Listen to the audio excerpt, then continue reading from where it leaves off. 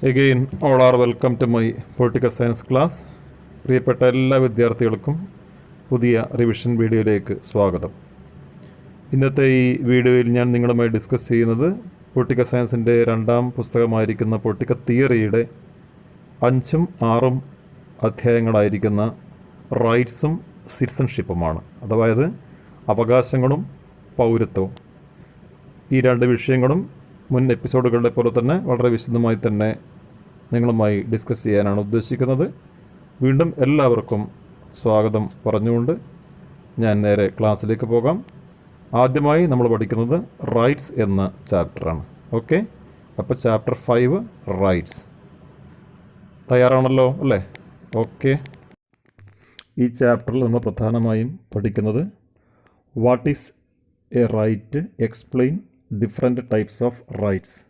അവകാശങ്ങൾ എന്നാൽ എന്ത്, വിവിധതരം അവകാശങ്ങളെക്കുറിച്ച് പ്രതിപാദിക്കുക അല്ലെങ്കിൽ വിവരിക്കുക.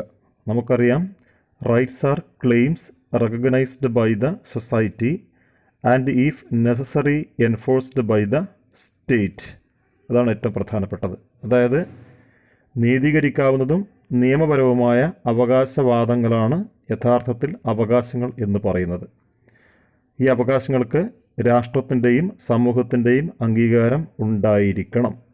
അപ്പോൾ ചുരുക്കത്തിൽ എന്താ പറയുക, രാഷ്ട്രം അംഗീകരിച്ചിട്ടുള്ള അവകാശവാദങ്ങളാണ് അവകാശങ്ങൾ. അത് മാത്രം മനസ്സിലാക്കിയാൽ മതി. So it aims to protect the wellbeing of the individual. അത്ര മാത്രമേ പഠിക്കേണ്ടതുള്ളൂ. അതാണ് what are rights. It aims to protect the wellbeing of the individual. വ്യക്തികളുടെ ജീവിതം അല്ലെങ്കിൽ അവരുടെ വെൽബീയിങ്, നന്മ ലക്ഷ്യമിട്ടുകൊണ്ട് ഉള്ള അവകാശവാദങ്ങളാണ് യഥാർത്ഥത്തിൽ അവകാശങ്ങൾ. അത്ര മാത്രമേ പഠിക്കേണ്ടതുള്ളൂ. രണ്ടാമത്തെ ഏരിയ എന്ന് പറയുന്നത് explain different types of rights ആണ്. അവകാശങ്ങളുടെ 3 തരം തലങ്ങൾ അല്ലെങ്കിൽ 3 തരം അവകാശങ്ങളെക്കുറിച്ച് പ്രതിപാദിക്കുക എന്നുള്ളതും ഈ ഫോക്കസ് ഏരിയയിൽ വരുന്നതാണ്. First is that political rights, second is that economic rights, third is that cultural rights. അഥവാ പൊളിറ്റിക്കൽ റൈറ്റ്സ് രാഷ്ട്രീയ അവകാശങ്ങൾ, എക്കണോമിക് റൈറ്റ് സാമ്പത്തിക അവകാശങ്ങൾ, കൾച്ചറൽ റൈറ്റ്സ് സാംസ്കാരിക അവകാശങ്ങൾ. ഇത് ക്ലിയർ ആയി കഴിഞ്ഞാൽ നമ്മുടെ ചാപ്റ്റർ അവസാനിക്കും. അപ്പോൾ നമ്മൾ ഓരോന്നായിട്ട് പഠിക്കേണ്ടതുണ്ട്. First is that political rights. എന്താണ് രാഷ്ട്രീയ അവകാശങ്ങൾ? ഓക്കെ, പൊളിറ്റിക്കൽ റൈറ്റ്സ് നമുക്ക് വളരെ ഈസി ആയിട്ട് പഠിക്കാൻ കഴിയും. Political rights give to the citizens the right to equality before law and the right to participate in the political process. വളരെ സിമ്പിളാണ്. Political rights give to the citizens the right to equality before law and the right to participate in the political process. It is the most important factor. വളരെ സിമ്പിളാണ്.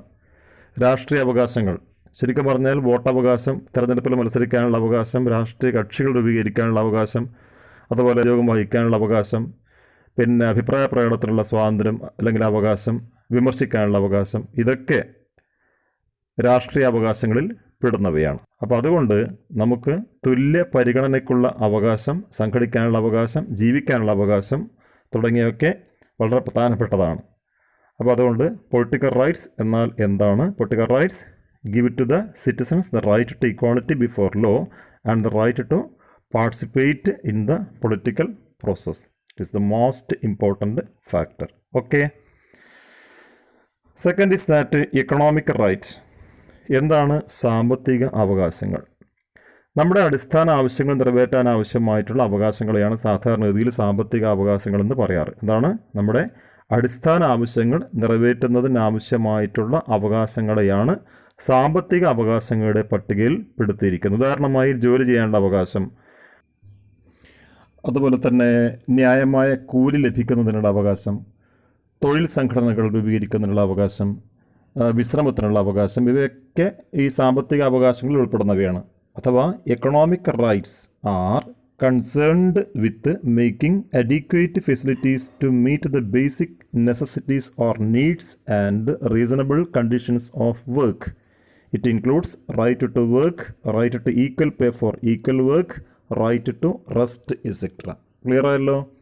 അപ്പോൾ ഇതാണ് സാമ്പത്തിക അവകാശങ്ങൾ എന്ന് പറയുന്ന രണ്ടാമത്തെ മേഖലയിൽ ഉൾപ്പെട്ടിരിക്കുന്നത്. മൂന്നാമത്തേത് എന്താണ്? It is the third one, cultural rights അഥവാ സാംസ്കാരിക അവകാശങ്ങൾ. Today, in addition to political and economic rights, more and more democracies are recognizing the cultural claims of their citizens. എന്താണ്? In addition to political and economic rights, more and more democracies are recognizing the cultural claims of their citizens. It includes right to education in mother tongue, right to keep one's language and culture, right to protect and to preserve one's language, culture and script in original. എന്താണ് ഉദ്ദേശിക്കുന്നത്? സാംസ്കാരിക അവകാശങ്ങൾ എന്ന മൂന്നാമത്തെ തലത്തിൽ മിക്ക ജനാധിപത്യ രാജ്യങ്ങളും സാംസ്കാരിക അവകാശങ്ങളെയും അംഗീകരിക്കുന്നുണ്ട്. അതായത് മാതൃഭാഷയിൽ വിദ്യാഭ്യാസം ലഭിക്കാനുള്ള അവകാശം, ഒരു വ്യക്തിക്ക് സ്വന്തം ഭാഷയും സംസ്കാരവും പിന്തുടരുന്നതിനുള്ള അവകാശം എന്നിവയൊക്കെ ഈ സാംസ്കാരിക അവകാശങ്ങളിൽ പെടുന്നവയാണ്. അപ്പോൾ നമുക്ക് ചെറിയ ഒരു ഏരിയ മാത്രമേ ഉള്ളൂ. എന്താണ് റൈറ്റ്സ്, അതോടൊപ്പം തന്നെ റൈറ്റ്സിൻ്റെ അല്ലെങ്കിൽ അവകാശങ്ങളുടെ മൂന്ന് വിവിധതരം മേഖലകൾ ഏതെല്ലാം, what is a right and explain the different types of rights. അതായത് റൈറ്റ്സ് എന്താണ്, അതുപോലെ റൈറ്റ്സിൻ്റെ മൂന്ന് ടൈപ്സ് അല്ലെങ്കിൽ explain the 3 different types of rights, മൂന്ന് വിവിധതരം അവകാശങ്ങൾ ഏതൊക്കെയാണ്, as political rights, economic rights and cultural rights. Clear ആയല്ലോ? ഇത് നമുക്ക് വേണമെങ്കിൽ ഒരു 1 വേർഡ് ക്വസ്റ്റ്യൻ ഉൾപ്പെടുത്താം. അത് PSC പരീക്ഷകൾക്ക് പോലും ചോദിക്കുന്നൊരു ചോദ്യമാണ്. In which year UN general assembly proclaimed the universal declaration of human rights? ദേശീയ മനുഷ്യാവകാശ ദിനമായി ആചരിക്കുന്നത് എപ്പോഴാണ്? ഡിസംബർ 10. ഉത്തരം ഡിസംബർ 10. അപ്പോൾ ദേശീയ മനുഷ്യാവകാശ ദിനമായി ആചരിക്കുന്ന ദിവസം ഡിസംബർ 10. അത് നമുക്ക് വേണമെങ്കിൽ 1 വേർഡായി ഉപയോഗപ്പെടുത്താവുന്നതാണ്. ഓക്കെ, അപ്പോൾ ഇത്രയും കാര്യങ്ങളാണ് നമ്മുടെ 5ാമത്തെ ചാപ്റ്ററായ അവകാശങ്ങളിൽ ഉള്ളത്. ഇനി നമുക്ക് നേരെ പോകേണ്ടത് ചാപ്റ്റർ 6ലേക്കാണ്. 6 എന്ന് പറയുന്നത് സിറ്റിസൺഷിപ്പ് അഥവാ പൗരത്വം എന്നതാണ്. അപ്പോൾ അവർ 6th ചാപ്റ്റർ ഈസ് സിറ്റിസൺഷിപ്പ് അഥവാ പൗരത്വം. ഓക്കെ, ഈ ചാപ്റ്ററിലും 2 ഏരിയയാണുള്ളത്. ഒന്ന് ഡിഫൈൻ സിറ്റിസൺഷിപ്പ് അഥവാ പൗരത്വം എന്നത് നിർവചിക്കുക. രണ്ടാമത്തെ ഭാഗമായിട്ട് വരുന്നത് explain the ways of attaining Indian citizenship, പൗരത്വം ആർജിക്കാനുള്ള വിവിധ വഴികൾ. മറ്റൊന്ന് define the concept of universal citizenship and global citizenship. പൗരത്വം എന്നാൽ എന്താണ്, പൗരത്വം നേടുന്നതിനുള്ള മാർഗങ്ങൾ എന്താണ്, അത് ചർച്ച ചെയ്യുക. അതോടൊപ്പം തന്നെ സാർവത്രിക പൗരത്വം എന്നാൽ എന്താണ്, ആഗോള പൗരത്വം എന്നാൽ എന്താണ്. Define the concept of universal citizenship and define the concept of global citizenship. ഇത്രയും ആയി കഴിഞ്ഞാൽ നമ്മുടെ 6th ചാപ്റ്റർ കംപ്ലീറ്റ് ആവും. അപ്പോൾ ഫോക്കസ് ഏരിയയുമായി ബന്ധപ്പെട്ട് 2 പ്രധാനപ്പെട്ട ഭാഗമാണ് നമ്മൾ പഠിക്കുന്നത്. ഒന്ന് ഡിഫൈൻ സിറ്റിസൺഷിപ്പ്, അതോടൊപ്പം തന്നെ concept of universal and global citizenship. ഇത് രണ്ടും പരീക്ഷയ്ക്ക് വളരെ പ്രധാനപ്പെട്ടതാണ്. അതോടൊപ്പം നമ്മൾ 1 വേർഡായിട്ടോ അല്ലെങ്കിൽ ചെറിയ ഷോർട്ട് ആൻസർ ആയിട്ടോ പഠിക്കുന്നത് explain the ways of attaining Indian citizenship, പൗരത്വം ആർജിച്ചെടുക്കാനുള്ള പ്രധാനപ്പെട്ട വഴികൾ എന്തൊക്കെയാണ്. ഇത്ര ആയിക്കഴിഞ്ഞാൽ 6th ചാപ്റ്റർ കംപ്ലീറ്റ് ആവും. അപ്പോൾ ആദ്യം പോകുന്നത് ഡിഫൈൻ സിറ്റിസൺഷിപ്പാണ്. എന്താണ് പൗരത്വം? Define citizenship. Can you explain the term citizenship? Citizenship has been defined as full and equal membership of a political community. They enjoyed certain rights and protection in a state. Equality of rights and status is one of the basic rights of citizenship. എന്താണ് പറഞ്ഞതിൻ്റെ അർത്ഥം? Citizenship has been defined as full and equal membership of a political community. എന്ന് പറഞ്ഞു കഴിഞ്ഞാൽ ഒരു രാഷ്ട്രത്തിലെ പൂർണ്ണവും തുല്യവുമായ അംഗത്വമാണ് യഥാർത്ഥത്തിൽ പൗരത്വം എന്നതുകൊണ്ട് അർത്ഥമാക്കുന്നത്. രാഷ്ട്രത്തിൻ്റെ പൂർണ്ണ അംഗമാവുക എന്നതാണ് ഇതിൻ്റെ അർത്ഥം. എന്താണ്? രാഷ്ട്രത്തിൻ്റെ പൂർണ്ണ അംഗമാവുക. പൗരത്വത്തിലൂടെ രാഷ്ട്രം ഒരു വ്യക്തിക്ക് രാഷ്ട്രീയ ഐഡൻറ്റിറ്റി അല്ലെങ്കിൽ അസ്തിത്വവും തുല്യതയും ചില അവകാശങ്ങളും ലഭ്യമാക്കുന്നുമുണ്ട്. അപ്പോൾ അതാണ് പൗരത്വം കൊണ്ട് ഉദ്ദേശിക്കുന്നത്. പൗരത്വത്തിൽ സമൂഹത്തോടുള്ള ചില കടപ്പാടുകളും ഉൾക്കൊള്ളുന്നുണ്ട് എന്ന് നാം മനസ്സിലാക്കേണ്ടതാണ്. അതായത് രാജ്യത്തിൻ്റെ സംസ്കാരത്തിൻ്റെയും പ്രകൃതി വിഭവങ്ങളുടെയും അനന്തരാവകാശികളും സൂക്ഷിപ്പുകാരുമാണ് ആര്? പൗരന്മാരെന്ന് പറയുന്നത്. അതുകൊണ്ട് നമുക്ക് ശരിയായ ഉത്തരവാദിത്തം നിർവഹിക്കാനുണ്ട്. അപ്പോൾ എന്താണ് ദ സിറ്റിസൺഷിപ്പ് ആക്ട് 1955 പ്രകാരം ഇന്ത്യൻ പൗരത്വ നിയമം, അത് നമ്മൾ വിശദമായി പഠിക്കും. Citizenship in a democracy or democratic country, citizens enjoyed certain political, civil, social and economic rights. ഓർക്കുക, citizens are also considered to be the inheritors and trustees of the culture and natural resources of the country. അതാണ് ഞാനിപ്പോൾ last പറഞ്ഞത്. എന്താണ്? രാജ്യത്തിൻ്റെ സംസ്കാരത്തെയും പ്രകൃതി വിഭവങ്ങളെയും അത് സൂക്ഷിക്കുന്നതിനുള്ള അനന്തരാവകാശികളായിട്ടാണ് അല്ലെങ്കിൽ സൂക്ഷിപ്പുകാരായിട്ടാണ് പൗരന്മാരെ കണക്കാക്കുന്നത്. അടുത്ത പ്രധാനപ്പെട്ട ഒരു ചോദ്യം 2 മാർക്കിൻ്റെ ചോദ്യമാണ്. Explain the ways of attaining Indian citizenship. അതായത് ഇന്ത്യയിൽ പൗരത്വം ആർജിച്ചെടുക്കുന്നതിനുള്ള അഥവാ നേടിയെടുക്കുന്നതിനുള്ള മാർഗങ്ങൾ ഏതെല്ലാമാണ്? Explain the ways of attaining Indian citizenship. In India, answer ശ്രദ്ധിക്കുക, in India the provisions about citizenship can be found in part 2 according to article 5 to 11 of the Indian Constitution and in subsequent laws passed by Parliament.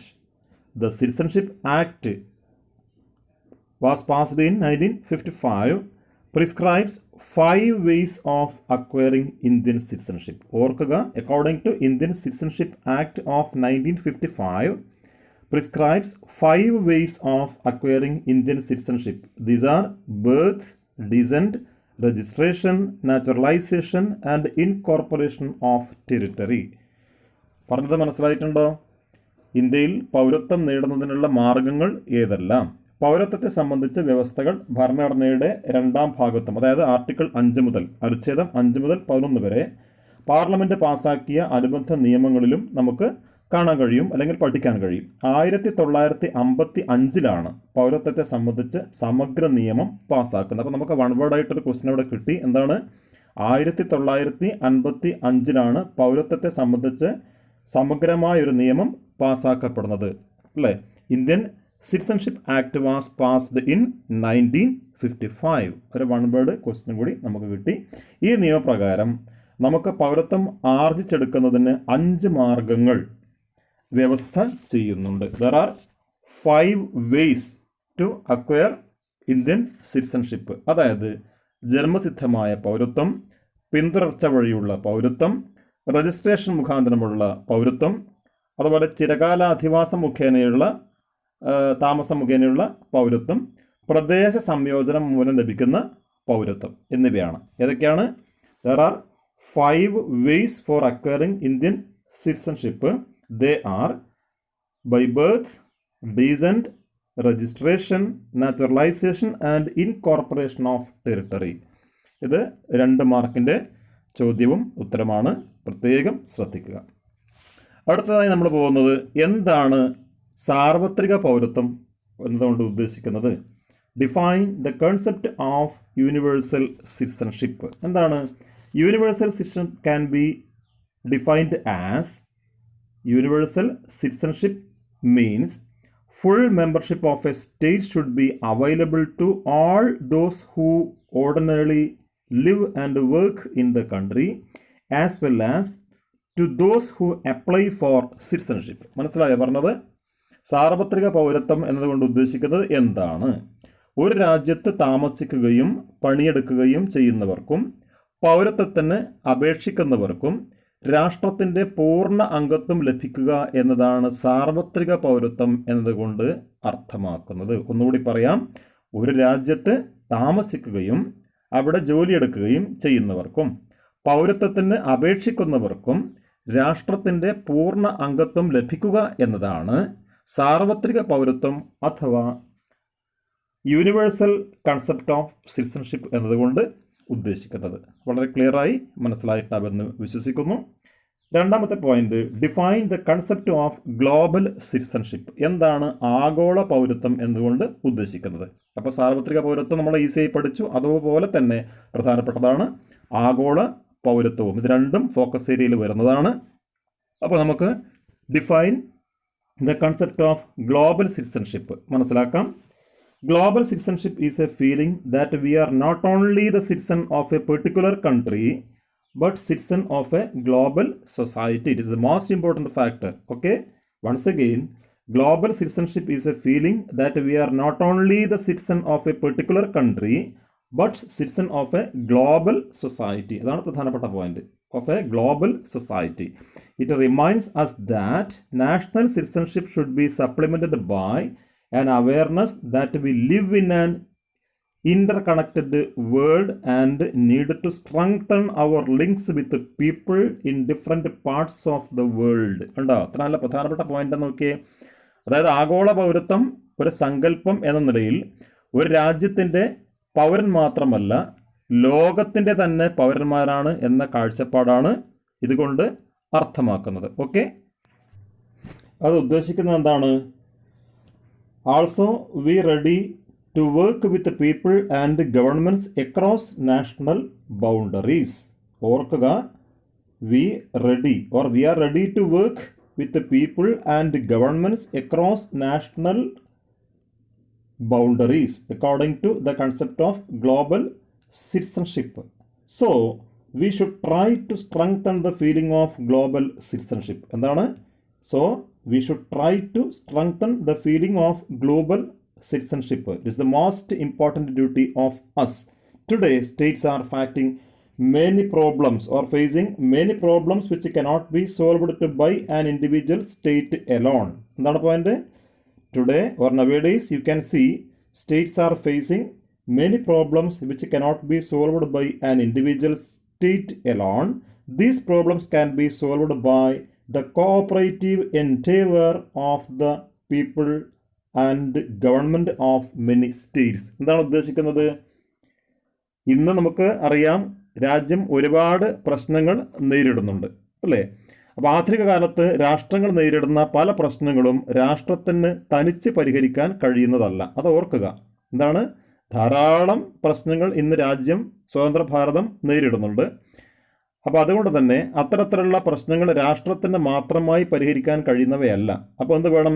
വിവിധ രാജ്യങ്ങളിലെ ജനങ്ങളുടെയും ഗവൺമെൻറ്റുകളുടെയും ഒക്കെ കൂട്ടമായ പ്രവർത്തനങ്ങളിലൂടെ മാത്രമേ ഇത്തരത്തിലുള്ള ഭീഷണികളും പ്രശ്നങ്ങളും പരിഹരിക്കാൻ നമുക്ക് കഴിയൂ. അതുകൊണ്ട് രാഷ്ട്രങ്ങൾ തമ്മിലുള്ള പ്രശ്നങ്ങളെ വളരെ സുഗമമായി പരിഹരിക്കാൻ, to settle disputes among different nations, പരിഹരിക്കാൻ സാധിക്കുമെന്നത് ആഗോള പൗരത്വത്തിൻ്റെ ഒരു പ്രധാന പ്രത്യേകതയാണ്, അല്ലെങ്കിൽ ഒരു ആകർഷണീയതയാണ് എന്നൊക്കെ പറയാം. അപ്പോൾ നമുക്കറിയാം, ചുരുക്കി പറഞ്ഞാൽ ആധുനിക കാലത്ത് രാഷ്ട്രങ്ങൾ നേരിടുന്ന പല പ്രശ്നങ്ങൾക്കും രാഷ്ട്രത്തിന് തനിയെ പരിഹരിക്കാൻ വേണ്ടി കഴിയില്ല, നേരിടാൻ വേണ്ടി കഴിയില്ല. ജനങ്ങളുടെ എല്ലാം കൂട്ടായ പ്രവർത്തനം കൊണ്ട് മാത്രമേ പറ്റൂ. അതുകൊണ്ട് ആഗോള പൗരത്വം ഉദ്ദേശിക്കുന്നു അതാണ്, ഒരു രാജ്യത്തിൻ്റെ പൗരൻ മാത്രമല്ല, ലോകത്തിൻ്റെ തന്നെ പൗരനാണ് താൻ എന്ന ഒരു ഓർമ്മ, ഒരു ചിന്ത പൗരന് ഉണ്ടായിരിക്കേണ്ടതാണ്. അങ്ങനെയാണെങ്കിൽ മാത്രമേ എല്ലാ പ്രശ്നങ്ങൾക്കും പരിഹാരമുണ്ടാക്കാൻ ഗവൺമെൻറ്റിനെ അല്ലെങ്കിൽ രാജ്യത്തെ നമുക്ക് സഹായിക്കാൻ വേണ്ടി കഴിയും. ഇത്രയും കാര്യങ്ങളാണ് നമുക്ക് ഈ പൗരത്വം അഥവാ സിറ്റിസൺഷിപ്പ് എന്ന ചാപ്റ്ററിൽ പഠിക്കാനുള്ളത്. ഇപ്പോൾ സാധാരണ ചാപ്റ്ററിലുള്ളതുപോലെ തന്നെ ആദ്യം വരുന്നത് what is citizenship or can you define the term citizenship and explain the ways of attaining Indian citizenship. ഇന്ത്യയിലെ പൗരത്വം നേടിയെടുക്കുന്നതിനുള്ള വിവിധ മാർഗങ്ങൾ, ഏതൊക്കെ രീതിയിൽ നമുക്ക് പൗരത്വം ആർജിച്ചെടുക്കാം. മറ്റൊന്ന് define the concept of universal citizenship, എന്താണ് സാർവത്രിക പൗരത്വം എന്നതുകൊണ്ട് ഉദ്ദേശിക്കുന്നത്. Last one, define the concept of global citizenship, അതുപോലെ ആഗോള പൗരത്വം എന്നാൽ എന്താണ്. ഇത്രയും കാര്യങ്ങൾ പഠിച്ചാൽ നമുക്ക് 6th ചാപ്റ്റർ ആയിരിക്കുന്ന, അതായത് പാർട്ട് 2 പൊളിറ്റിക്കൽ തിയറിയിലെ 6ാമത്തെ അധ്യായമായ പൗരത്വം പൂർത്തിയായി. അപ്പോൾ വളരെ സിസ്റ്റമാറ്റിക്കായിട്ട് നേരത്തെയുള്ള വീഡിയോസ് എല്ലാം കണ്ടതുപോലെ പഠിച്ചതുപോലെ ഈ 5ഉം 6ഉം, അതായത് റൈറ്റ്സ് അവകാശങ്ങൾ, സിറ്റിസൺഷിപ്പ് പൗരത്വം, ഈ 2 അധ്യായങ്ങളും മറ്റ് എപ്പിസോഡുകൾ പഠിച്ചതുപോലെ ശ്രദ്ധിച്ചതുപോലെ വളരെ കൃത്യമായിട്ട് മനസ്സിലാക്കുക, പഠിക്കുക. നിങ്ങൾക്ക് വളരെ എളുപ്പത്തിൽ മനസ്സിലാകുന്ന രീതിയിൽ തന്നെയാണ് ഞാൻ ഇതും സെറ്റ് ചെയ്തിട്ടുള്ളത്. അപ്പോൾ തീർച്ചയായും നിങ്ങൾക്ക് വളരെ എളുപ്പത്തിൽ തന്നെ ഫോക്കസ് ഏരിയയെ ബന്ധപ്പെട്ട് പഠിക്കാൻ വേണ്ടി കഴിയും. പരീക്ഷയിൽ ഉന്നത വിജയം എന്താ നിങ്ങൾക്ക് നേടാൻ കഴിയും എന്ന് തന്നെയാണ് എൻ്റെ പ്രതീക്ഷ. അതുകൊണ്ട് എല്ലാ വിദ്യാർത്ഥികളും വളരെ സിസ്റ്റമാറ്റിക്കായിട്ട്, ശാസ്ത്രീയമായി ഒരു സമയം കണ്ടെത്തിയിട്ട്, കൃത്യമായും ദിവസവും ഒരു നിശ്ചിത സമയം കണ്ടെത്തിയിട്ട് എല്ലാ എപ്പിസോഡുകളും കാണുകയും എല്ലാ പാഠഭാഗങ്ങളും ഒന്നുകൂടി പഠിച്ച് ആവർത്തിച്ചുകൊണ്ടേ ഇരുന്നാൽ തീർച്ചയായും നിങ്ങൾക്ക് വളരെ എളുപ്പത്തിൽ നല്ല ശതമാനം മാർക്ക് വാങ്ങിക്കാൻ പൊളിറ്റിക്കൽ സയൻസിന് കഴിയും. അതിന് കഴിയട്ടെ എന്ന് ഞാൻ ആഗ്രഹിക്കുന്നു, പ്രത്യാശിക്കുന്നു.